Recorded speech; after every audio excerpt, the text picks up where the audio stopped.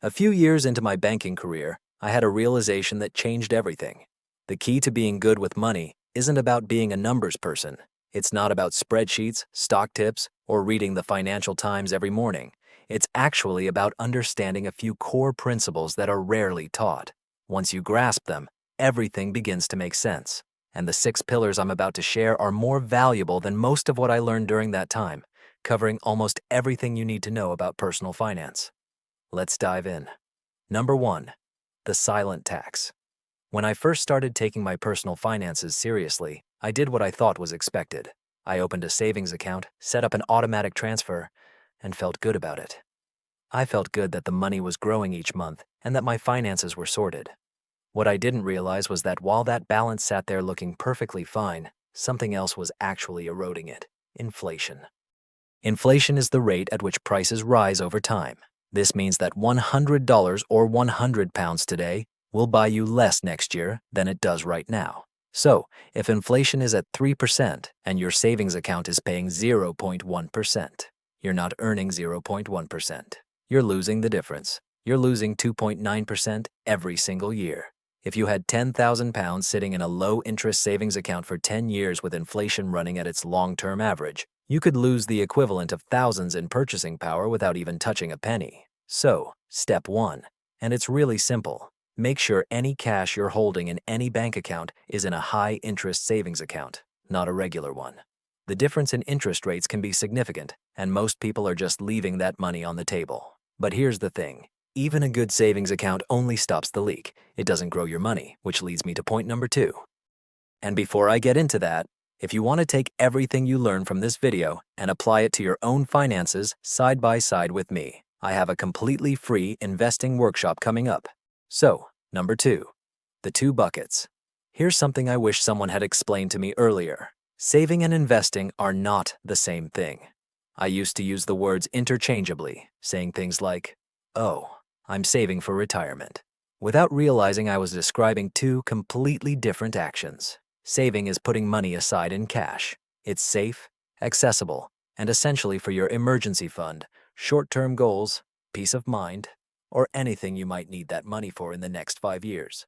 Investing is different. Investing is putting your money into assets like shares, funds, or property that have the potential to grow over time. It's not safe in the same way. The value can go down.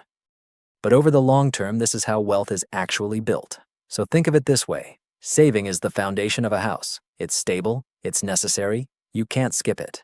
Then investing is how you actually build the thing. If all you ever do is pour concrete, you'll have a very solid slab and nowhere to live. So if you put £1,000 into even the best savings account 10 years ago, you'd have around £1,270 today. But if you put that same £1,000 into a global index fund, you'd have close to £3,000. If you put it into the S&P 500, nearly £3,800. This is based on real data, almost 4 times what you started with. That's the difference between the 2 buckets. Saving preserves your money, kind of, just about. Investing grows it. You need both, but most people stay in the saving mode long after they should have started investing. They wait until they understand it better, until they have more spare time, until they have more spare money, until the time is right.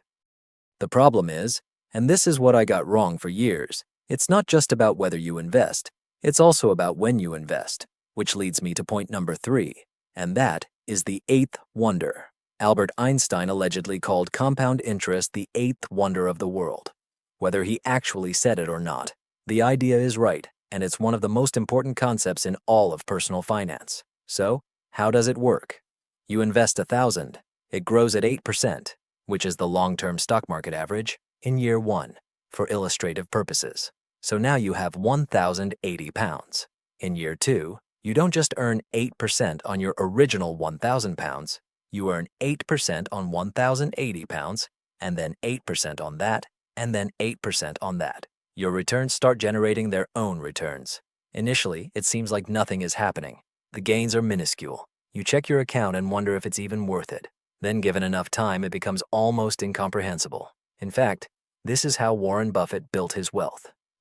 He started investing at 11 years old. He's widely considered the greatest investor who has ever lived, And yet roughly 97% of his entire net worth was built after his 65th birthday.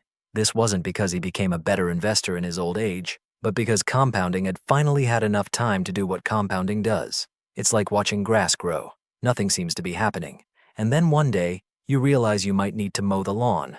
I didn't start investing until my mid-20s, and I regret not starting earlier because the most important factor isn't really how much money you have to invest, but how long it takes for your money to grow. So, a 25-year-old investing $200 a month will almost always make more than a 35-year-old investing $400 a month. Time almost always beats money. So, if you've been waiting for the right moment, this is it. Start small if you have to, but just start. Again, if you don't know where to start, you can sign up for my free investing workshop at nisha.me/invest.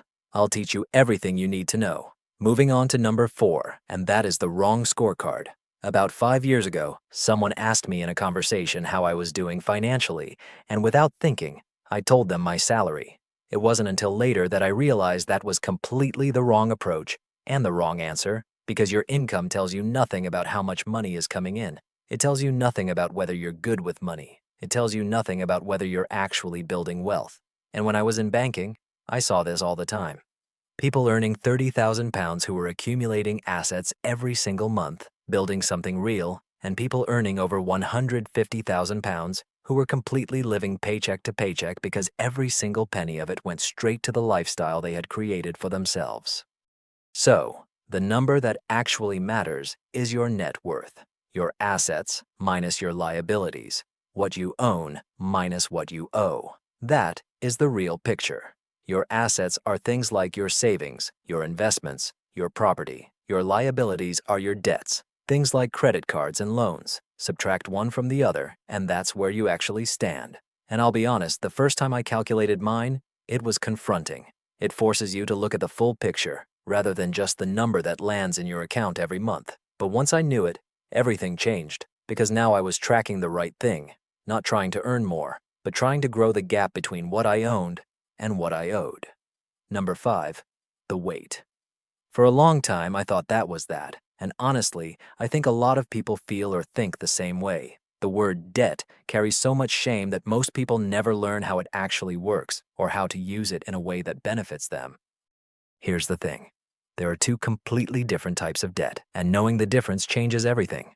Bad debt is the weight that drags you down. High-interest consumer debt, credit cards, payday loans, buy now, pay later. Debt you've taken on to buy things that don't go up in value, so things like clothes, holidays, takeaways, cars. If you're paying 20% on a credit card, that debt is costing you more than almost any investment. In fact, more than any investment will ever make. It's not even a maybe. It's an absolute. There is no investment that will pay more than that, so that has to go first. But good debt is different. Good debt is borrowing at a low rate to acquire something that either holds its value or grows. So, a mortgage on a property, a business loan, even a student loan, arguably in some cases where the cost of borrowing is low and the return on that qualification is high. Wealthy people use debt deliberately and strategically. They borrow cheap and then they invest the difference. The goal isn't to be debt-free. The goal is to understand the difference between good debt and bad debt. Lower your bad debt and use good debt more intentionally. So look at every debt you have and ask yourself 2 questions. What is the interest rate? What did I use it for? Anything above 8% that isn't building you an asset is something to drop first. Everything else, understand it, manage it, and don't feel bad about it. Number 6, the tax gap. Do you remember the first time you got a proper payslip? I do. I had done the math in my head, added up my hours, multiplied by my hourly rate, and this was when I was in retail and I had the number I was expecting. Then the payslip arrived, and the reality was completely different. That was my introduction to tax. And honestly, I didn't really understand it for years after that. I just saw the number leave every month. It dipped slightly and I moved on. But here's the thing. Not understanding how tax works means you're probably either overpaying or you're missing out on completely legal ways to keep more of what you earn. So here's how income tax actually works in the UK. You don't pay tax on everything. The first £12,570 is completely tax-free. That's your personal allowance. After that, You pay 20% on earnings up to £50,270. Then you pay 40% for earnings above that. So, say if you earn £40,000, you're not paying 20% on all of it. You're not paying anything on the first £12,570, and then you're just paying 20% on the rest. The difference between £12,570 and £40,000. And I actually didn't realize this until I got my first job. But here's where it gets more interesting. There are legal ways to reduce the amount of tax you pay, and most people aren't using them. So, your workplace retirement fund is one of the most powerful.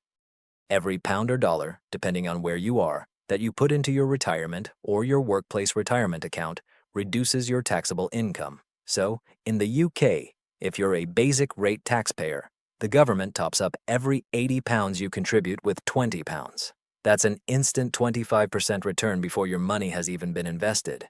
If your employer matches contributions on top of that, and you're not taking full advantage, you are literally leaving free money on the table. Then, there are the tax-free accounts as well. Again, in the UK, you have £20,000 a year that you can invest completely tax-free. No capital gains when it grows, no income tax when you take it out.